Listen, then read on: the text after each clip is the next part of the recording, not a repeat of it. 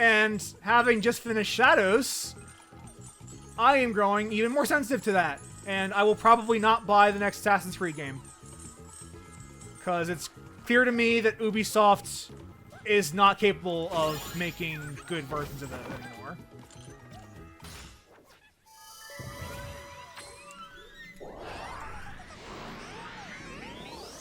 Shadows is bloated. It's not as bad as Odyssey. I will say that at least. It's not as bad as Odyssey. But it's not as good as Origins. It's sub 100. Yeah, it's sub 100. I think mine was 70 when I finished. My runtime. So it is sub 100. But there's a different problem that is becoming more and more clear to me as I play modern Ubisoft games. Oh, yeah, by the way, bonus stage. Which is... They no longer end at the end of the game. They end in the middle.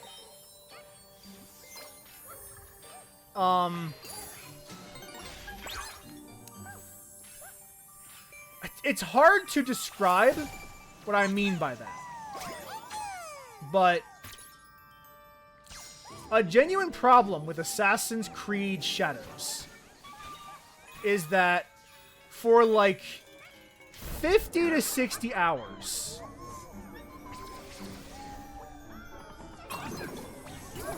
you fumble around doing like the targets you're assigned to kill, the big bads of this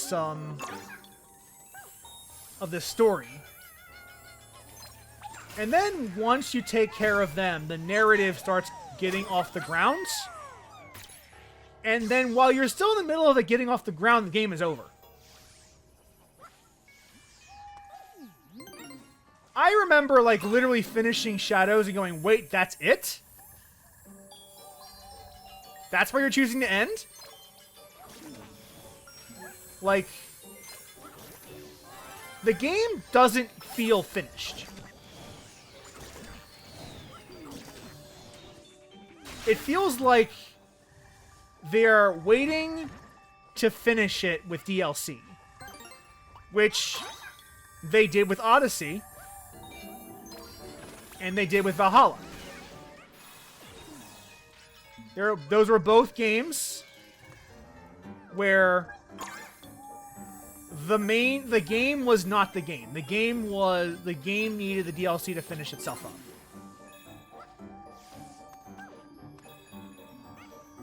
And I think that's disastrous. I think that's disastrous. Okay. Oh, I see.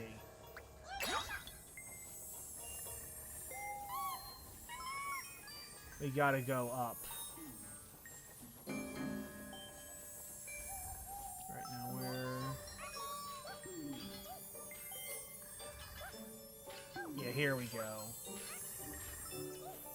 Clever little sneaks, those game designers. Or I'll just die. That works too. Yeah, like, it's so... Like, Shadows is so bizarre. Because... when you finish the game, you feel like you were robbed of an ending. And it's a thing that is becoming a consistent problem with Ubisoft games, to the point where I'm going to stop playing Ubisoft open world, like Ubisoft Assassin's Creed games, because they no longer make the games I want to make, or I want to see. Oh hey, it's Raziel. I just don't know who that is now. Hey, Raziel! Did the dual protagonist thing... Oh, I'm missing. We are not finished this level then. Let's go back. What am I missing?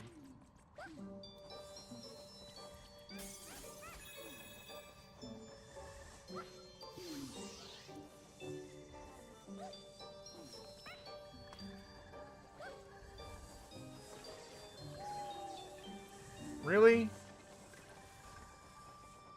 Alright, I guess we'll come back later. Did the dual protagonist thing work, or did I just end up playing as one level? I ended up playing the game as Naoi most of the time.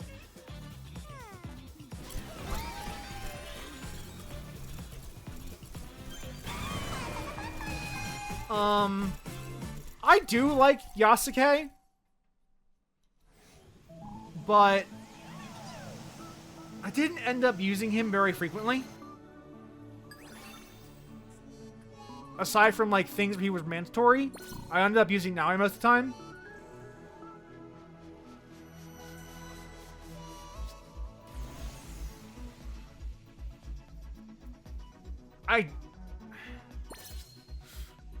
I think Shadows would have been a stronger game if they just focused on Naoi. I think if they focused on Naoi specifically, the game would have been stronger overall.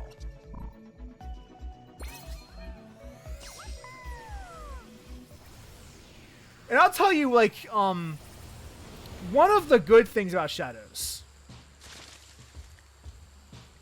is they have in the toggle for the options menus a setting that allows you to auto kill with the hidden blade assassinations regardless of the enemy's level.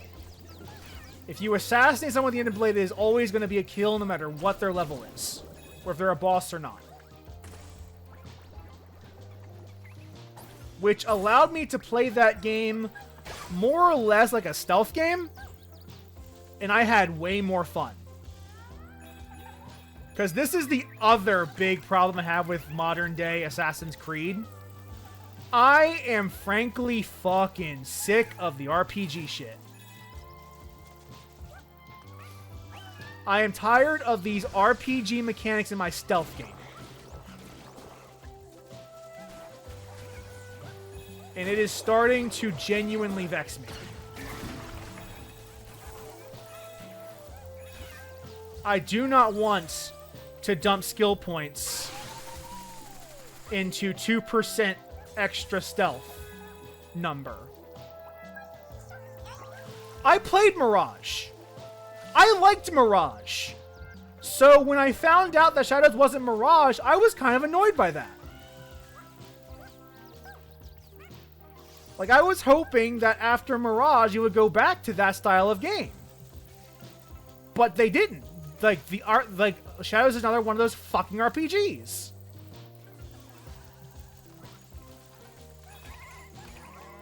It's infuriating.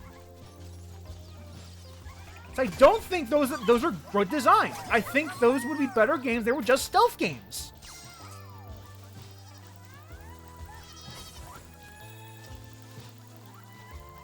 I think, in retrospect, the fact that you could acquire currency and upgrade your gear in Assassin's Creed 2 was the beginning of the end.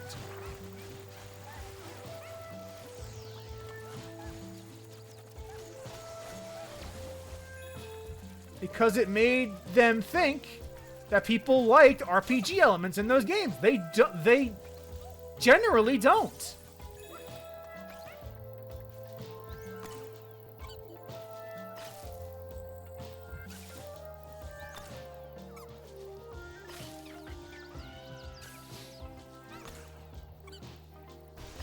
It is so funny you say AC1 truther. Because when I finished 3 with playing with the Charky, with Chris, I made the statements. Assassin's Creed 1 is the best Assassin's Creed game, and it's not even close. And I still believe that. Who are you? Oh, you're Deacon St. John. Fun story about this particular guy.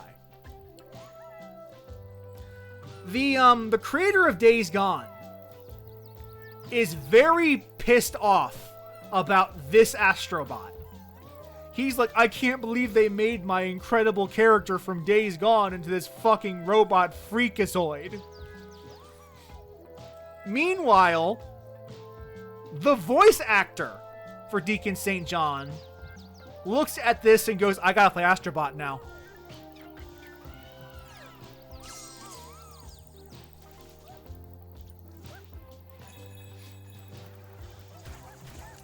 It is funny when you, like, learn about Industry Dish. Yeah, it is tough. It is genuinely tough being correct about Assassin's Creed 1. Like, it's annoying that, like, people, like, I and Cassandra, I speak the truth and no one hears me. But the funny thing about Days Gone is everyone thinks that they didn't make a sequel to Days Gone because the game didn't sell. And, like, the game didn't sell well, but it didn't sell terribly. I didn't play it because I wasn't interested in it, but, like, I know people who did, and they seem to generally like it.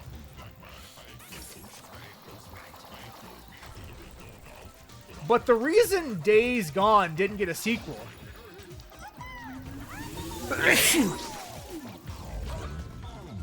is because people hated working with the director of Days Gone. Sony executives and the development team who made Days Gone cannot stand working with the director of Days Gone. So they just stopped.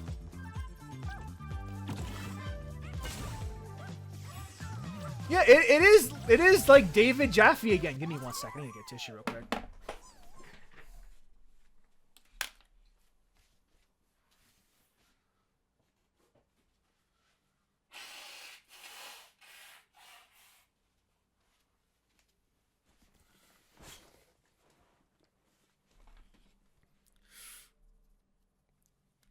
Which, another, like, David Jaffe fun fact, now we're talking about, like, Sony IPs in the dish.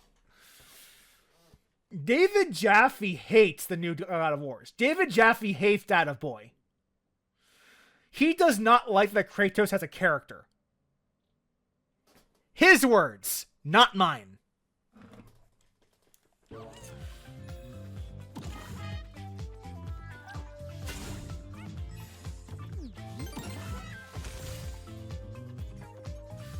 It is genuinely kind of freaky that, like, David Jaffe is on the cusp of being a right-wing grifter, but he hasn't fully committed to it yet. He's just kind of an old cranky freak. Because he is close. He has talked on, like, alt-right podcasts before. Like, he's close. I don't know if he's, like, committed yet, but he's fucking close.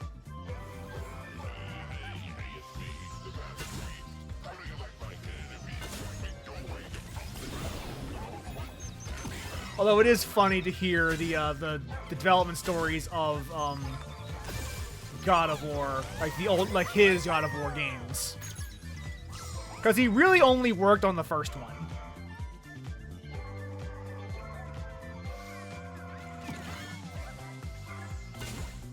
And even then, like, most of his creative input on that first game, like, he worked from home while the rest of them were in the office.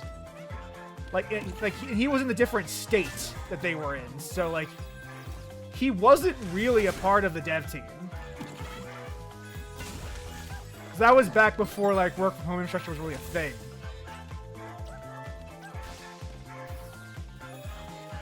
So, like, the day-to-day, like, management of God of War was not him. It was Cory Balrog. He was kind of the, like, ideas guy, man.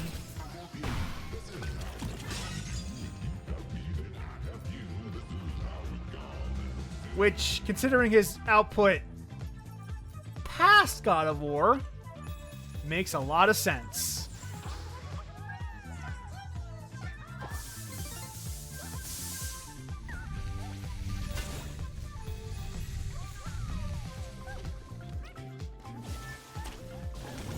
Yeah,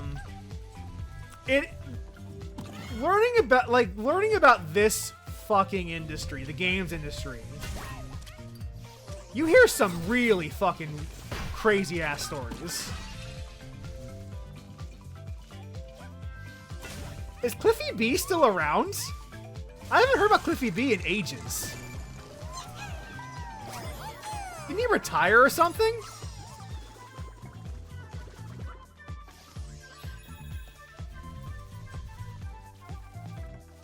You know what? If Cliffy B abandons social media, then fucking good for him. We should all be like that. I'll be like Cliffy B in exactly that one way. Unfortunately, I'm too social media brain pilled to fully abandon, which is why I'm Blue Sky now. I'll just compromise and go to a platform that has a functioning block button.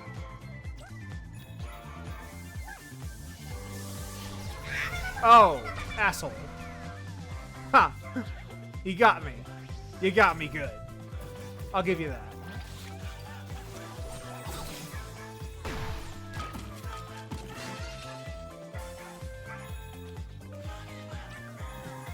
But yeah, like if he had to ban social media, then fucking good for him. I think we should all be so lucky.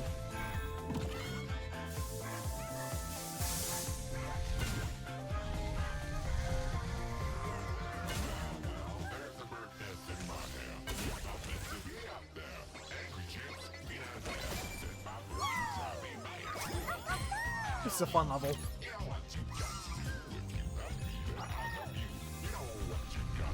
There we go.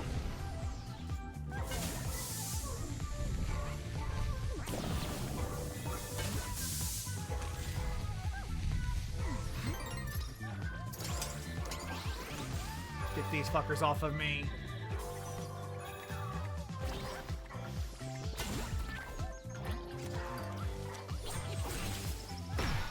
You know, part of me misses the old-fashioned arena shooter. That might be weird for like hearing that from me, but I do genuinely miss that style. Oh, is this Spirit? This is Kenna from Kenna Bridge of Spirits. I played that game. Not a bad game.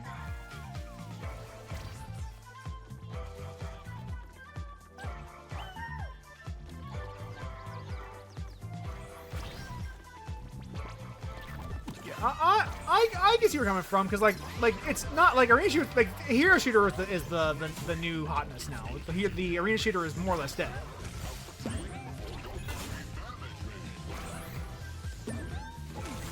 Hero shooter now reigns supreme. Overwatch kind of clean everyone's clocks.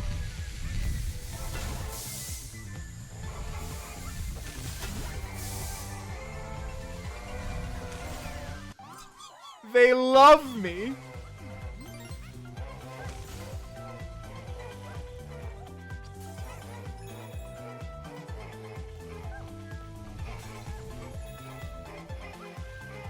This is true. Like, part of why Overwatch succeeded was because post Halo, I guess Call of Duty kind of killed the I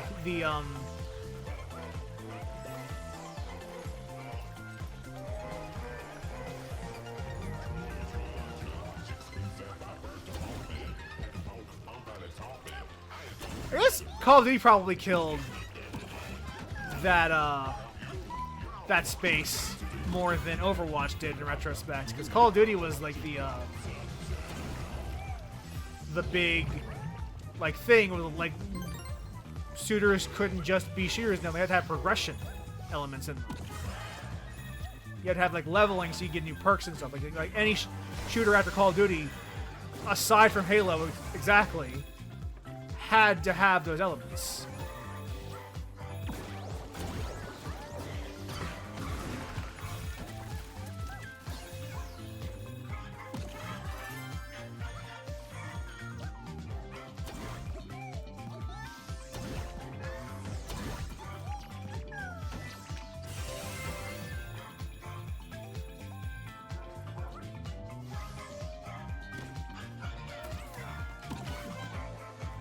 Yeah, like everything's either hero shooter or a Call of Duty clone these days. Or a Fortnite. I guess Fortnite's still like around.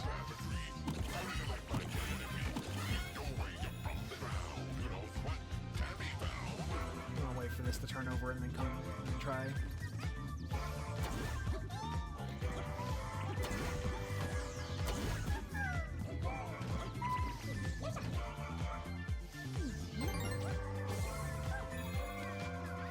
I keep forgetting that Publica is still around in China. I keep forgetting that Publica still exists.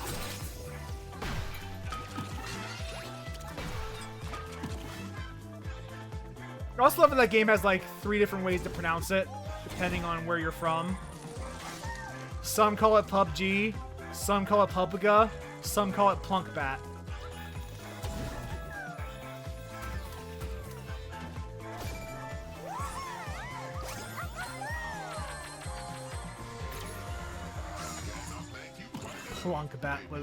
Plunkbat's the weirdest one to me.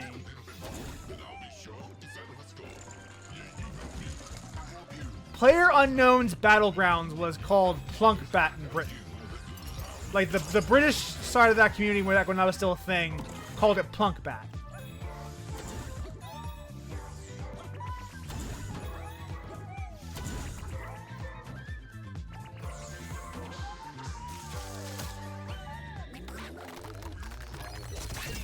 Tama Trio.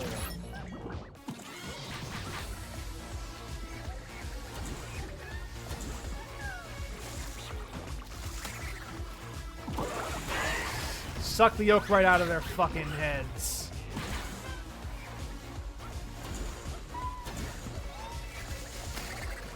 Get out of here, yolk.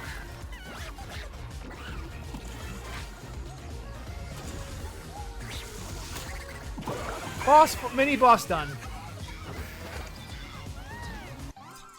Oh, we got everything. We're good, actually.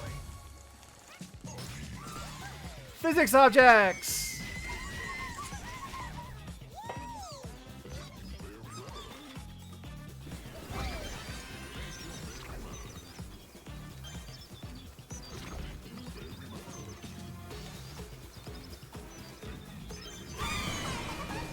Gotcha, you can't fool me, punk. You can't fool me twice.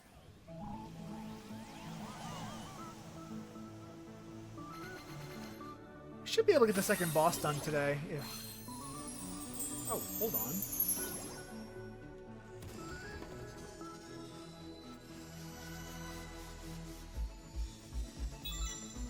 There we go. So we've got some bonus stuff to do. Retro Rampage 2! Baby!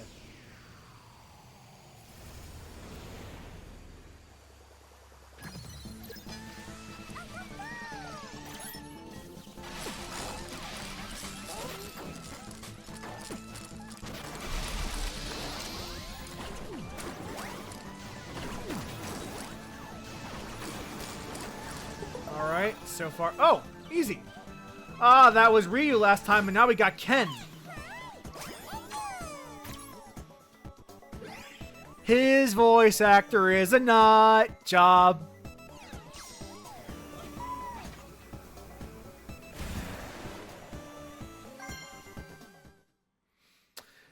If you don't know, Ken is voiced by Ruben Langdon, who voices Dante, and is an actual conspiracy theorist. Like a really, like, out there conspiracy theorist. He might be a QAnon guy. I don't know if that's entirely correct. I could be wrong on that. Kind of one of the challenge areas. Those would be pretty easy. This is one of the earlier ones. These tend to be harder than the actual platforming sections in the game. Or tend to be a little harder, but we'll see how much fun we have. Hey, triangles! Oh yeah, they released the you release the triangles across the area. Each of them holds an Astro Bot inside it. Cut and grind. I remember how these work now. I remember how these work. Oh hey! It's that guy from that one game. Oh.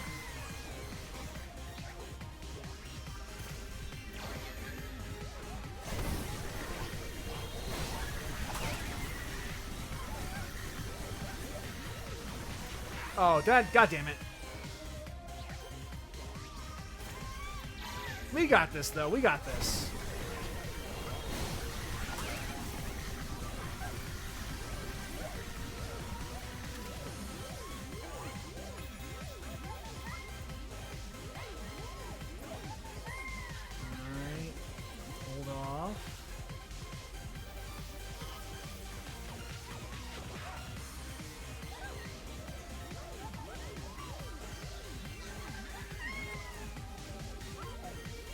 Got it. That wasn't so bad. Rookie Cop. From the one game, Silent Hill. Worst first day on the job ever.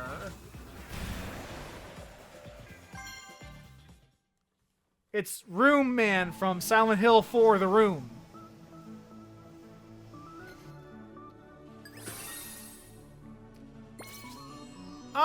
Don't be afraid of Mr. X. Just gonna give it to you. Gonna give it to you. X gonna give it to you. Oh, it's the guy from Shin Megami Tensei Nocturne.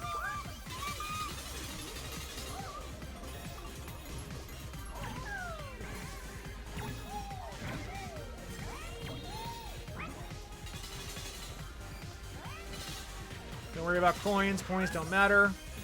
Just get to the end of the level.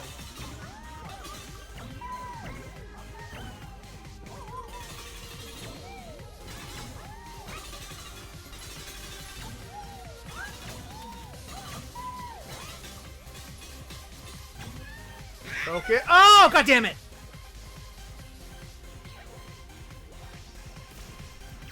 I don't remember Rupee all that well, so it's been a while since I've actually played it. But if you don't want to play it, you can always just watch my Let's Play of it. Because I did play RE2 Remake on stream. Should be on the channel, if you're curious.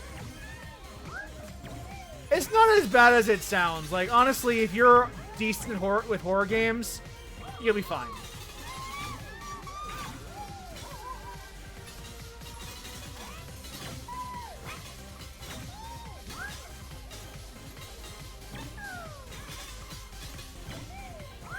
Alright, we got this.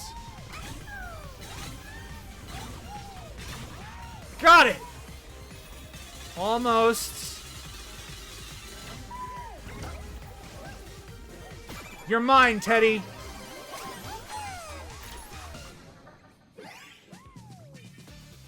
It's Teddy.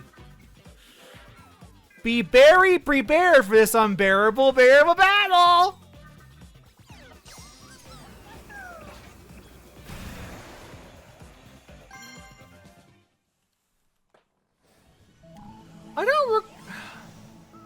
I think Mr. X is more involved in Leon's run than Claire's. So it's probable it's not just you're doing Ruby, like you're doing Ruby as Leon that's causing that.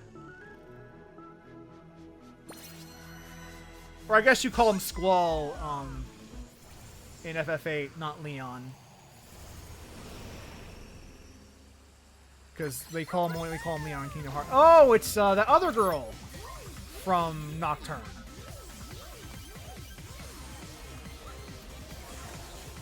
You know, jokes aside, it is genuinely impressive that they got Aegis and Teddy from Persona in this game. I was surprised to see any Atlas representation at all. Even though like Atlas enjoys a pretty good relationship with Sony, I was surprised to see like any Atlas rep in this game.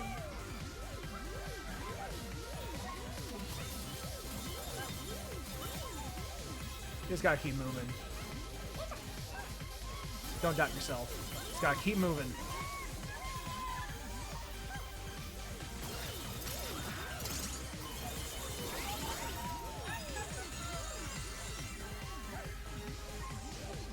Just gotta commit to the bit. Just gotta commit to the run, and then you're good.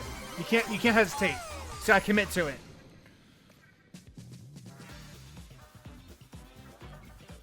This is true. Atlas are filthy sellouts. Let's look at the fucking DLC packages for those games.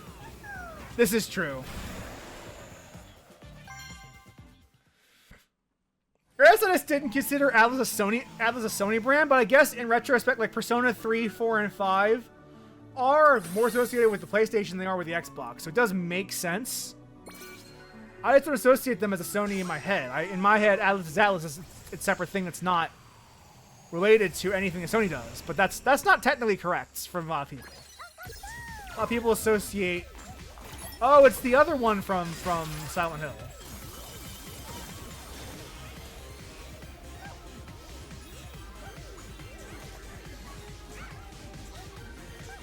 Okay, just don't hesitate. Commit. Gotta keep committing.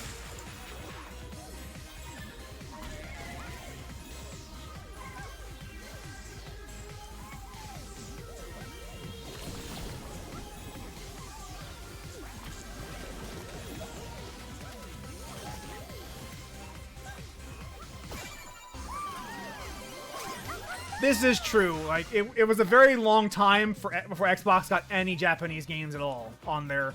Like, Blue Dragon kind of counts, I guess, but, like, not really. Like, Blue Dragon Lost Odyssey just did not do well. In general. So I guess you do have that de facto, like, PlayStation quote-unquote monopoly on Japanese games for a very long time.